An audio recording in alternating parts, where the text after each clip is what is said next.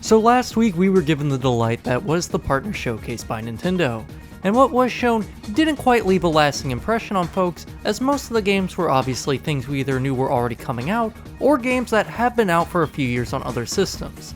The biggest highlight, of course, outside of the Bomberman collection, was the announcement of console archives. And I'm gonna yap about that, because I think its existence is a huge step in the right direction for the industry. So, hi, welcome to the channel. If you're new, here we go. The Console Archive series is by Hamster Corp, the same company that's responsible for the Arcade Archive series that's been around on the original Nintendo Switch and PS4. They provided us with so many games beyond your staples, and some of the most deep in the trenches kind of games you could think of that you wouldn't know about unless you were there at the time they were new, or just morbidly curious browsing the eShop one day. The Console Archive series, I want to quickly point out, is only planned for the Switch 2 and PS5, so you cannot get these on Nintendo Switch 1, Steam, PS4, or NES Playground. With that in mind, as of making this video, only two are out right now, which are Cool Borders, a PS1 style arcade snowboarding game with minor racing elements to it depending on how you play it, and Ninja Gaiden 2 for NES. This isn't necessarily going to be a review on either game, rather just how the Console Archive series works in the first place. For this video specifically, Cool Borders is what I've spent most of my time with in this collection, but I did tinker around with Ninja Gaiden 2 in order to find any little differences given the changes between consoles. Right off the bat, something I do find quite nice is on the home menu, the icons do have a slight difference depending on what system the game you're playing on is from. The NES games get a little Famicom cartridge, whereas the PS1 games get a CD-ROM disc. Depending on what consoles they decide to add into this collection, I do hope they get a little creative with these icons, because there is an image that's been floating around from one of Hamster Corp's own live streams that showcases the calendar years of games that they are trying to get. We have dates going as far back as 1980 all the way up to 2009, so there is a strong possibility that anything up to the midlife of PS3, Wii, and Xbox 360 is a viable candidate for a game that they can put into this line. As just stated, this comes from an official livestream by Hamster Corp that's currently up on YouTube that's supposedly going to have some of this information on their own website sooner or later, and I'll also be including some screenshots of fun tidbits I found particularly interesting. Though, do take the subtitles with a grain of salt. I was having to use the auto-translate into English on YouTube, and it's apparent not everything is one-to-one as they discuss, but the takeaways to me leave me very excited. A huge shout out and special thank you to John Cartwright from GBG for showing me this. That was super cool of you. My gameplay that you're seeing on screen is nothing particularly stellar, as I'm not exactly good at either game.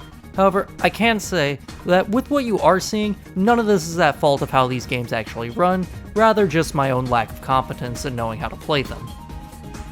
While I may not be racking up the best scores at the moment, the game is very much working as intended, which is exactly the kind of thing you want in a package like this. I think what's probably the most annoying thing, however, is the way that these games handle their on-screen prompts in order to open the settings. In PS1 games, it's by clicking the right stick. You can of course change that in the settings by assigning it to a different input, but the only way to toggle off the input on screen is by setting one of the wallpapers of the game onto the borders. It's a very little thing, and I get why it's on by default, but it is kind of jarring how it doesn't fade out or something. I don't know, it's just weird. This input is different, however, between what console is being used, as Famicom games use the plus and minus buttons by default, and the PS1 games use the right stick. I have to wonder why this input is different in each one by default, and it did throw me for a bit of a loop when I'd instinctively hit plus in Ninja Gaiden for instance, only to realize I would need to hit L and R for select and start respectively. On a positive note, you can toggle rapid fire inputs for whatever you like, whether that be ensuring jump in Ninja Gaiden 2 reads 20 hits a second with ZL, or ensuring that the A button only reads one jump input at a time. This can all be customized however you feel. Additionally, you can also set your controller to be that of an arcade stick in the settings. Here's to hoping we get something like Tekken 3 out of this, because I feel like a feature like this is too good to pass up for a fighting game. And just like the Arcade Archive series, you aren't instantly thrown into a game's title screen upon booting them up. You're given a proper menu with a full manual that you can look at that even addresses all the little nuances these re-releases include. In the case of Ninja Gaiden 2, you're actually prompted if you want to play the North American version on NES or the Japanese version on Famicom. It's a cute little detail that I hope is consistent with certain consoles, so time will tell. Besides all that, there are some filters that you can apply to the games. You have your typical options like a CRT filter and scan lines, but funny enough, there's also the addition of noise, so you can make it look like an old TV that your parents have refused to throw out for several years. I did use certain filters as it made the games look a little bit better in my opinion, even though I'm not really the guy who's turning these on particularly often, but at least to say, these were some of the cleanest filters I've seen when it comes to these type of re-releases, so I definitely intend to be using them a bit more than I have in the past. One more option I do want to squeeze in here real quick is that there's even the ability to change where the image is placed on the screen in case you don't exactly want the game centered by default for some reason. Neither game released so far is the best proponent of this next feature I'm about to mention, but it is worth noting that you can have up to 5 virtual memory cards acting as your save states that you can freely hop between. The potential here leaves me curious, although Cool Borders isn't exactly a game that really has a need for this feature, as opposed to something like an old RPG for instance. It's a cool feature, just not one I think is going to get much use out of anything we haven't already seen before. Specifically, fixing little mistakes if you miss a jump or something in a game like Ninja Gaiden. I'm sure once we start getting to some other games that have a bit more going on as far as player progress goes, is when this feature is going to shine the most. So far about 10 games have been announced for this lineup and are going to be coming out slowly but surely over the next couple of months.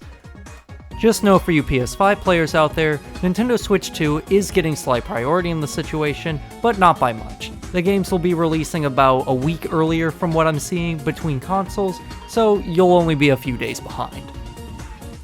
Regardless of that situation, however, both of these games ran beautifully the entire time I played them, and I'm very excited for what we have in the future.